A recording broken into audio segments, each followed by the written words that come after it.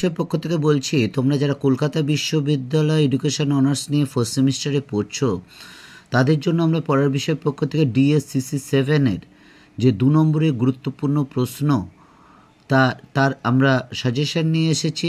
এবার প্রশ্ন হলো 2 নম্বরের সাজেশানটা প্রয়োজন হলো কেন। তোমরা জানো যে এডুকেশন অনার্সে 2 নম্বরে 10খানা কোশ্চেন থাকবে, অর্থাৎ 2 নম্বরের 20 নাম্বার থাকবে এবং টোটাল পরীক্ষা হচ্ছে 75 নম্বর। কাজেই অবজেক্টিভ বা 2 নম্বরগুলো যদি তোমরা ভালো করে পড়ো, এখানে যদি 20-র মধ্যে 16, 17, 18, 19ও পাওয়া যায়, যদি পেয়ে যাও তাহলে কিন্তু মার্কসটা খুব ভালো জায়গায় যায় এবং পরবর্তীকালে তোমাদের যে ভবিষ্যতের প্ল্যান সেটা কিন্তু মসৃণ হবে। তাই আমরা পড়ার বিষয়ের পক্ষ থেকে Calcutta university first semester education honours DSCC 7-এর 2 নম্বরের যে সাজেশান সেটা নিয়ে এসেছি। এইগুলো অবশ্যই ভালো করে করো।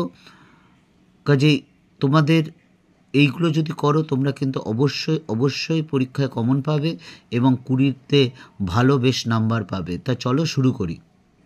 এই দেখো, তোমাদের এডুকেশনে যে মার্কস ডিভিশনটা আছে, 10 নম্বরে 4টে থাকবে, 3টে লিখতে হবে, 5 নম্বরে 6টা থাকবে, 5টা লিখতে হবে, 2 নম্বরে 10টা লিখতে হবে। তা এর জন্যই আমরা পড়ার বিষয় পক্ষ থেকে এই 2 নম্বরের সাজেশনগুলো নিয়ে এসেছি। তা চলো এবার শুরু করি। দেখো, শিক্ষা প্রযুক্তি বিজ্ঞানের 2টি সীমাবদ্ধতা লেখো, শিখন মডেলের 2টি উপাদান লেখো, 3 নম্বর সহযোগী শিখনের 2টি অসুবিধা লেখো, 4 নম্বর টেকনোলজি বা প্রযুক্তিবিদ্যা কাকে বলে, 5 নম্বর শিখন ও নির্দেশদানের মধ্যে 2টি পার্থক্য লেখো, 6 নম্বর সমবেত শিখনের নীতিগুলি লেখো, 7 তথ্য প্রযুক্তি কাকে বলে, 8 যোগাযোগ প্রযুক্তি কাকে বলে, 9 শিক্ষা প্রযুক্তির 2টি উদ্দেশ্য লেখো, 10 শিক্ষা প্রযুক্তিবিদ্যার 2টি পরিধি লেখো, 11 শিক্ষা প্রযুক্তির 2টি বৈশিষ্ট্য লেখো,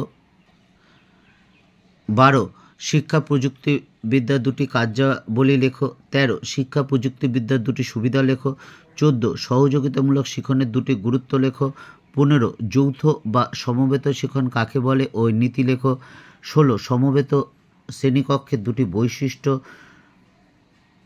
17 সমবেত শিখনে শিক্ষার্থীর ভূমিকা।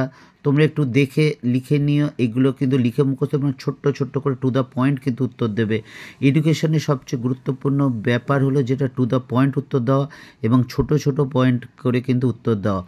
এই যে কোনো নোটগুলোই এই 2 নম্বরগুলো কিন্তু খুব একটু বড়, একদম ছোট্ট হবে এবং সেটার মধ্যে কিন্তু সব কিছু থাকবে। আর দেখবে আমরা পরের বিষয়ের পক্ষ থেকে যে এই 2 নম্বরগুলো দিয়েছি তাতে কিন্তু আমরা একটাতে মোটামুটি একটা প্রশ্নই আছে, হয়তো একটা দুটোতে একটু বেশি আছে। তা কাজেই সংখ্যা যাই দেখাক,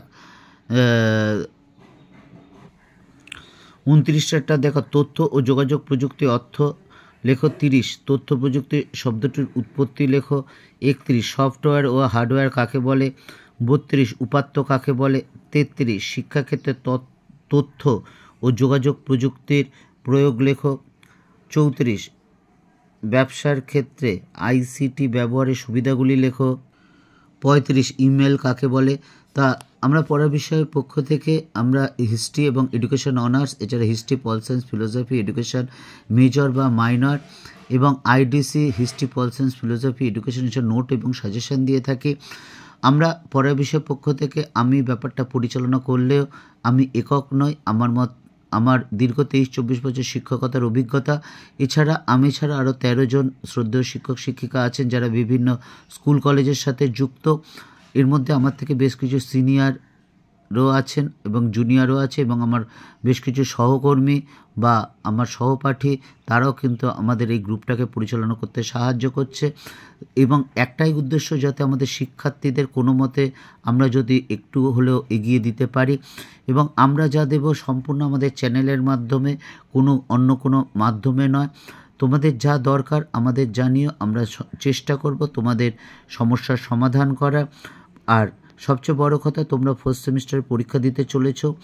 আমাদের গ্রুপে 2 জন কেরিয়ার কাউন্সিলর আছেন, যিনি সবচেয়ে অভিজ্ঞতা সম্পন্ন, তিনি প্রায় 37-38 বছরের অভিজ্ঞতা। কাজেই তোমাদের যদি কোনো কিছু দরকার হয় বা জানার ইচ্ছা হয় এরপর কী করব না করব সেই সম্পর্কে জানার হলে বলো, আমরা কিন্তু তোমাদের সমস্যার অবশ্যই সমাধান করতে পারবো।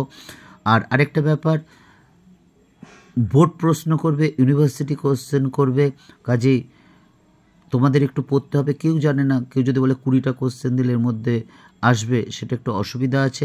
কাজে এই কটা পড়ে যাও, দেখবে তোমরা কিন্তু অবশ্যই কমন পাবে। মোটামুটি 50টার মতো প্রশ্ন আছে, এগুলো কিন্তু অবশ্যই দেখে যেও ভালো করে।